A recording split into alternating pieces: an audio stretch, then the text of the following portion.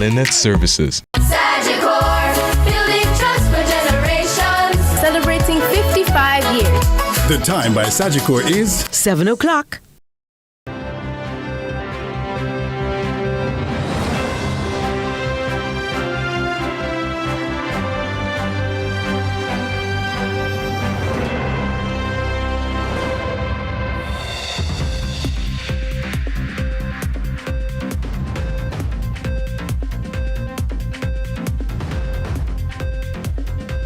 Tonight in CVM News at 7, Savlamar A&E gets injection of funds. Sandals Foundations teach the teachers. And in sports, with the fourth T20 underway, West Indies are still flummoxed by Australia.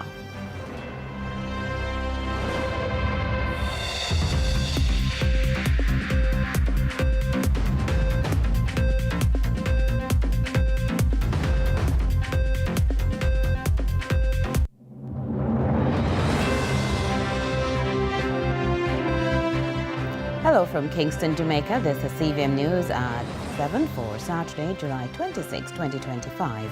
I am Curlin Brown. The Ministry of Health and Wellness has unveiled plans for a transformative $1 billion expansion plan of the Accident and Emergency Department at the Savannah Lamar Public General Hospital. Now, the ambitious project aims to enhance not only the emergency care services, but boost the hospital's capacity and ensure residents in the Western region receive timely and high-quality medical attention. Here is more from Angela Melville. The 29,500 square foot upgrade marks one of the largest investments in emergency care infrastructure in Western Jamaica. The new facility will feature trauma rooms, recovery wards, and upgraded diagnostic capabilities, including CT scans and X-ray services. Health Minister Dr. Christopher Tufton described the expansion as an investment in faster care, stronger facilities, and better health for all.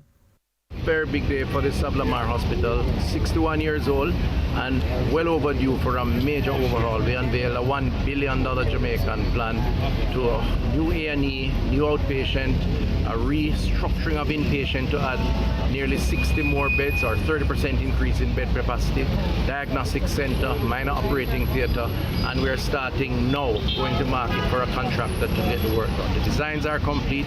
You see the finished product behind me. It's a real good day, but it's long overdue. The expansion will also include a physiotherapy unit, special outpatient clinics, and more comfortable waiting areas, all designed to enhance both patient experience and clinical outcomes. St. Andrade Sinclair, Regional Director, said the move is unprecedented. Never before we have done anything like this, maybe for the last 50 years. Healthcare, you are seeing, not only hearing, you are even feeling. Look at all the clinics and the hospital in this region. Everything is upgraded. Now we are in Savlamar, and the reason why we are in Savlamar now is because nothing never happened before the time. The Savannah Lamar Hospital, originally built decades ago for a much smaller population, has faced mounting pressure in recent years due to increased demand, particularly in its emergency unit. Chairman of the Management Committee, David James, says the concept is a new one for the region. What has happened is that the hospital was designed some number of years ago, and obviously the population has grown.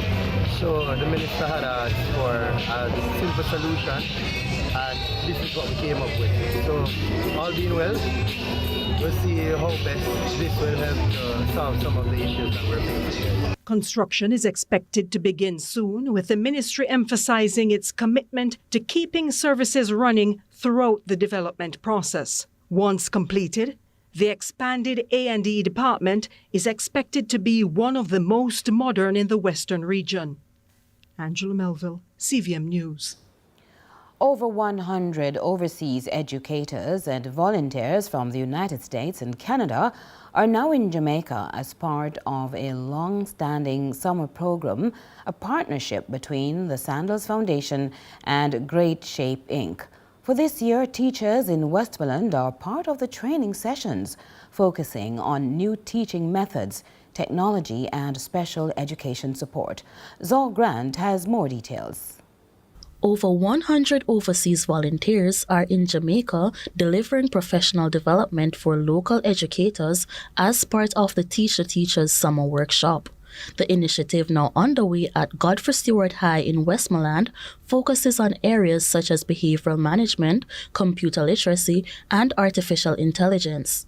This is my first official year actually registering for Teach the Teachers. It's a summer workshop program where persons from overseas come assist teachers in doing things and better enabling them to deliver the content to students. Principal of Godfrey Stewart High School, Emily Lawrence Ricketts, added that the school has benefited significantly from the program since 2017, both through training and donations. This year alone, the school received 10 new computers to enhance teaching and learning. Each year, what we find is a number of individuals come with a lot of resources, and our institution normally benefits because what we normally get are computers. This year we got 10, last year we got 15, and they even painted some classrooms. So apart from teaching the teachers who come in to benefit, Godfrey Stewart High School benefits a great deal. So each year our teachers look forward to being a part of this particular experience. Program Co-Director Kate Fairchild says 2 fully equipped computer labs are now open to teachers at the school. She also revealed that a Canadian professor will soon deliver training sessions on identifying and supporting students with ADHD and autism. She added that the program extends to nearby schools, including the Sir Clifford Campbell and Savlamar primary schools, located next door to sessions happening at Godfrey Stewart High School. Next week we'll be talking about behavior, and during that behavior period we have a professor coming from Canada. She will be talking about ADHD and autism and how to meet those students in your classroom to help them progress. In addition to training, Fairchild added that their team is also assisting with school repairs across the island, including desk fixes, painting, and other facility upgrades as part of their wider outreach. We also have Fix-It teams who are going all around Westmoreland and Hanover. I think they might be also working in St. Elizabeth, just over the border, to work on painting and doing basic Fix-It type things at school. So anything from an electrical plug to fixing desks and doors. Zogrand reporting for CVM News. An additional $12 million has been made available by the Ministry of Local Government to complete works being done on the Yalos Market in St. Thomas. The announcement, along with measures to address congestion in the parish, were highlighted following a tour of the facility at the start of the weekend. The money provided by the local government ministry is to complete crucial works on the market so the facility can be reopened. And with the reopening of the market, it is expected that congestion in the town will be reduced or discontinued, as facilities for Pound is also part of the new arrangements. Shops will be removed from the town square once the market is opened. When this work is complete, there will be no place in Yalos Square for the kind of congestion and illegal parking that is taking place. So that will further enhance what we are doing as it relates to Yalos, the market, and the request by the police. Member of Parliament for Western St. Thomas, James Robertson, was quick to point out the importance of the new facility. You cannot have a modern society without modern, safe farm produce being sold safely.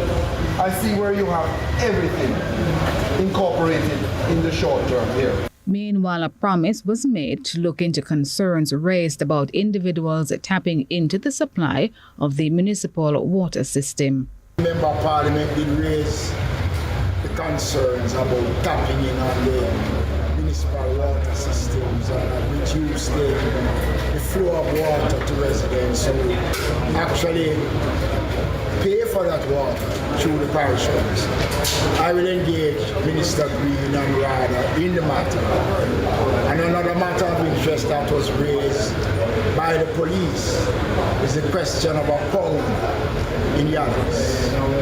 They may have advised me that they have already started to engage the National Works Agency, who has a property in Morandi, which I will advance those discussions to ensure that we provide it. Marjorie Gordon, CVM News.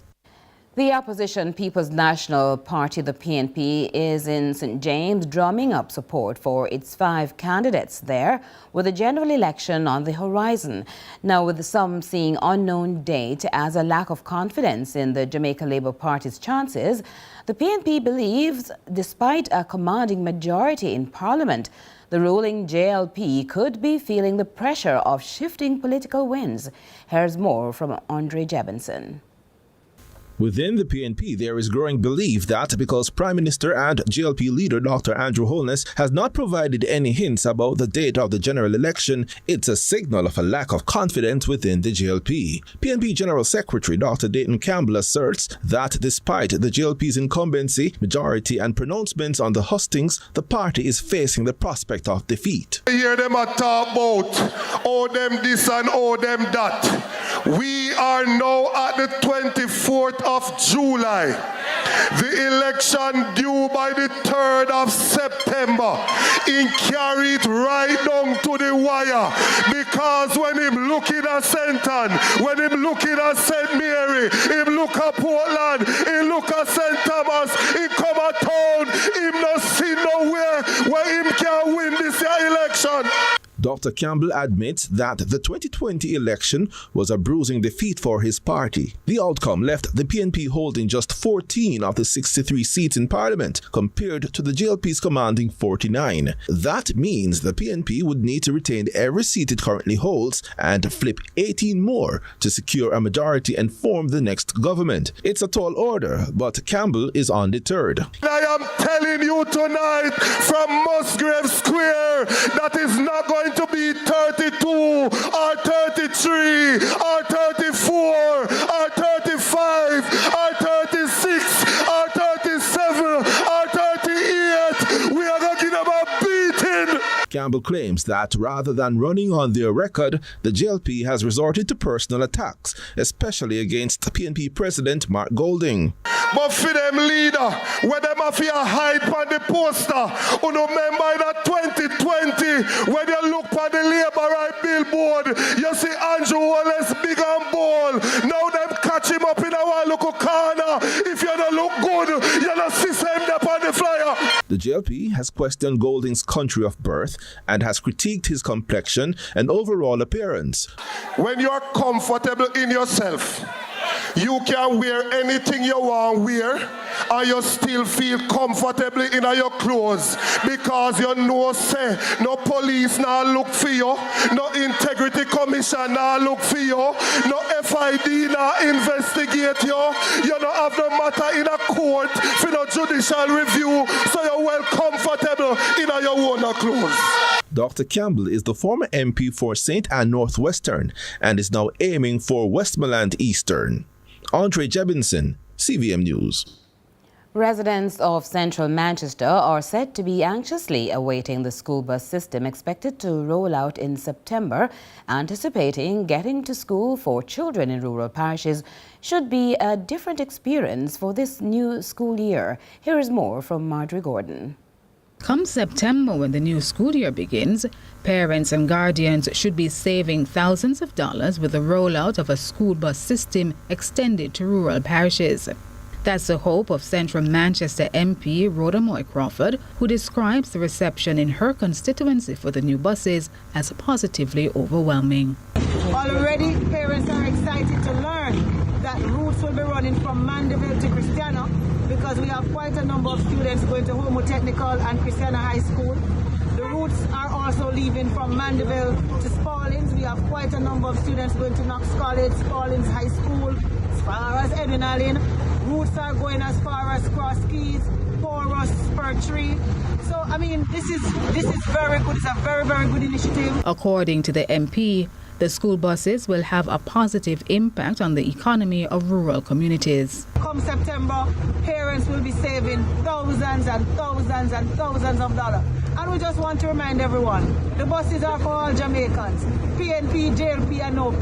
We're here to build communities and better lives. Meanwhile, it's anticipated that more children in rural areas are expected to attend schools more frequently because of the initiative. I was checking with one school and they say by Wednesday or Thursday sometimes some children don't come because the parents don't have the money. Those parents don't have to worry, right, in those routes, organize themselves properly to get to the bus early, right, and then they will be able to function by doing their different business, whether working or whatever, and they don't have to worry about paying that huge sum that they used to pay, right? So that now they can pay almost what they used to pay in a day or two will pay the whole week. Marjorie Gordon, CVM News. Opposition spokesperson on education, Senator Damien Crawford, while addressing an education policy breakfast, explained the different aspects of society affecting Jamaican students. He gave a breakdown of the effects and the suggestions of how he thinks they might be disputed. Crystal Williams has the details. Education is in crisis. Crisis is defined as a difficult or dangerous time in which a solution is needed and is needed quickly. At the Education Policy Breakfast held on the morning of July 24, the opposition spokesperson on education, Senator Damien Crawford, explained some of the reasons Jamaican students may be facing an education crisis. In 2015, at the time of handing over, it was 86.5%. In 2024, it is 65.1%. Crawford continued by including examination statistics at various levels from the grade 4 literacy tests straight up to the CXC level. Crawford also outlined education and achievement gaps that may stump productivity in current Jamaican classrooms. He says that this is caused by the segregation of students based on demographic differences as their academic results are significant. In addition to achievement gaps, Crawford claims other gaps, including early stimulation gaps and an early education gap, also contribute to the alleged crisis. There's a parental gap, an attendance gap, a nutrition gap, teacher skill gap, an attachment gap, and a motivation gap. According to Crawford's studies, these gaps have been causing concerning deficits in schools on the less than beneficial ends of them. His studies have shown absenteeism percentages of 22% in the classroom and a chronic absenteeism percentage of 10%. Of 22% absenteeism. That 22% absenteeism must be noted within the context that chronic absenteeism is stated to be 10%. So it means that if a child on average misses 10% of the school, he is likely to be suffering from chronic absenteeism. It is suggested in the research that at 20% absenteeism, because of the cumulative nature of education, the child that is absent 20% of the time is likely to perform as if he didn't attend school on tests and examinations. He also found that the absenteeism percentage in rural areas is significantly higher than others. There's a higher absenteeism in rural Jamaica of about 34%, and an equally higher absenteeism in deep rural of 55%. Reasons that were suggested for these statistics by Crawford included lunch affordability. Crawford related that he sees this as contributing to the deficit in education as nutritional intake directly impacts the performance of students. We have also seen multiple communication, most recently, of a school suggesting that they can only provide lunch for 3 days due to the cost that has been allocated from the government. Crystal Williams, CVM News. And CVM News at 7 will continue right after this.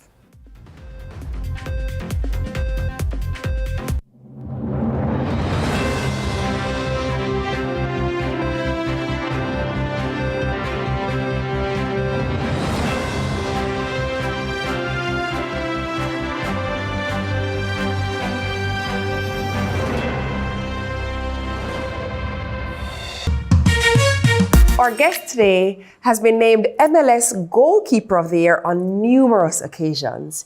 He is our national goalkeeper for Jamaica and also our captain. Please welcome none other than Andre Blake. So I'm from Maypen, Clarendon, small community called Canaanites. They call it the ghetto. Yeah. What keeps me going is just my humble beginnings. Yeah. You know, Jamaicans always say, when we make up my mind, but I don't think a lot of people realize how powerful a made up mind is. It was a big moment, actually. I came in and we won the Caribbean Cup in Montego Bay and I won the best goalkeeper of the tournament.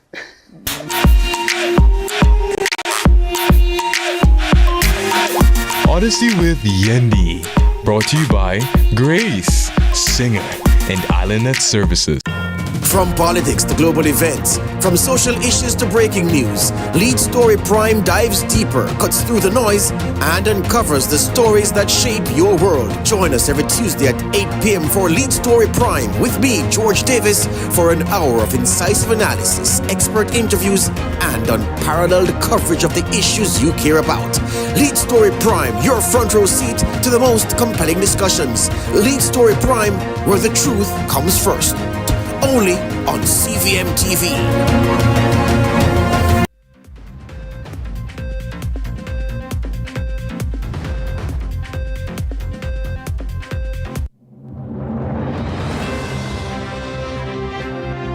We welcome you back with one of the day's top international stories. 100 miles of the Gaza Strip. They were trying to break Israel's blockade and deliver humanitarian assistance to the Palestinian people. Now, this is the second flotilla of its kind. Previously, just around 40 days ago, there was a similar boat, the Madlin, that was also seized by the Israeli army. Now, within the last hour, Israeli media reported that the Israeli Navy was heading toward the ship, that there were two vessels that had circled and surrounded the Handala boat, and that there was an Israeli drone flying overhead before the Israeli Navy boarded the ship to intercept it. Now, what we learned from the last boat that was seized by Israeli forces was that it was redirected to the port of Ashdod, which is just north of the Gaza Strip. Everyone on board was then detained, followed by deported back to whatever country that they have citizenship to. But the point of this boat, the point that the activists are trying to make, was that even though they know that getting seized and intercepted by Israeli forces is a threat, they're trying to make a statement internationally, both to their governments of the countries they were coming from, and also to the Israeli government, that the world is not going to sit by and watch while the Israeli government starves the people of Gaza and sends them into a humanitarian disaster. And for Inspire Jamaica, our newest school authors continue to shine. Reach out and touch somebody's hand. Make this world a better place if you can. They say books are portable wisdom, and among other things, reading, it fuels the mind. When we speak about reading in particular, I think this is a big support and some kind of great inspiration for our population of young people to understand what reading can do for you, how important it is to enable them to advance in other subject areas and to give them insights into new worlds, places they've never been, that their minds can take them. Janet wanted to write for a long time, and she was encouraged, and here she has a book on spoken pain. My book overall is based on paying some students. I aim for teenagers wise. Students may not be able to speak on how they feel, express themselves, but in my way, I tend to express myself through writing. So I spoke on my beliefs, my sadness, and some of them aren't really, some of them are based on imaginary, but some of them are inspired by real life people, real life situations.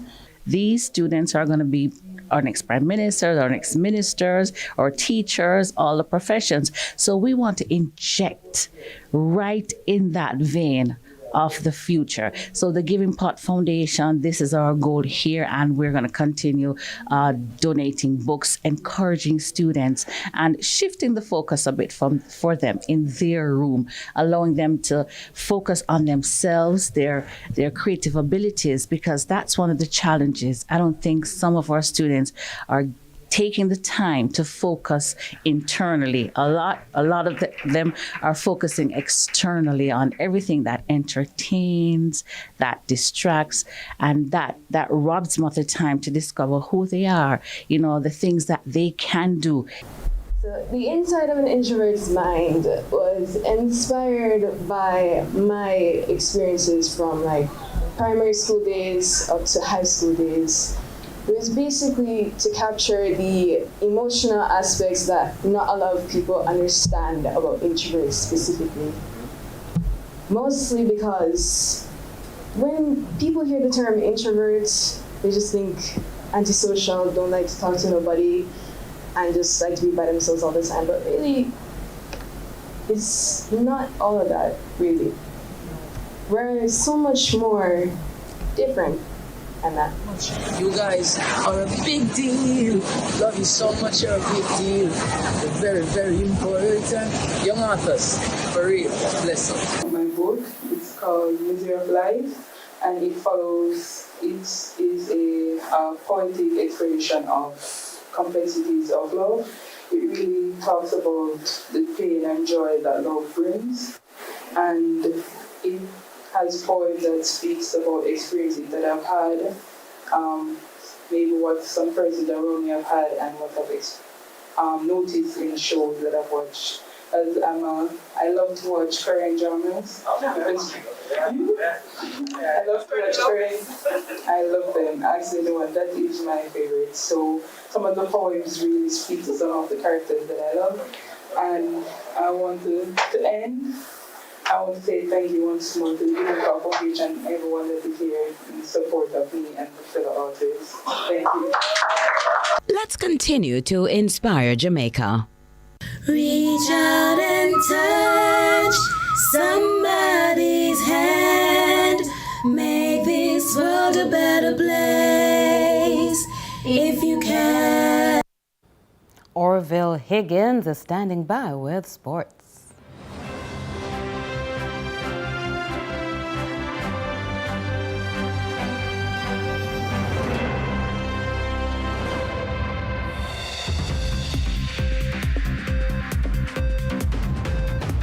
Join us this Sunday morning at 10:30 a.m. for the National Emancipation and Independence Church Service. Coming to you live from the Faith Cathedral Deliverance Center, 104 Waltham Park Road, Kingston.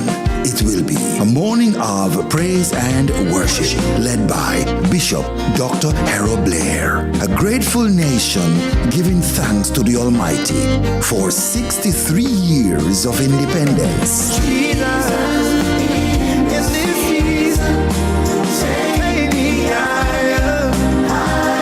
And it will be live right here on CVM TV. Join us and be blessed.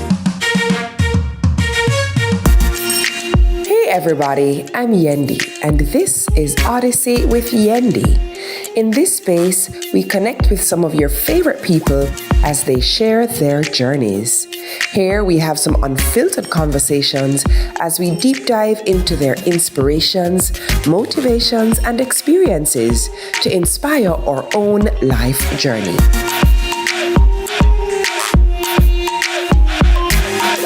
Odyssey with Yendi, brought to you by Grace, Singer, and IslandNet Services.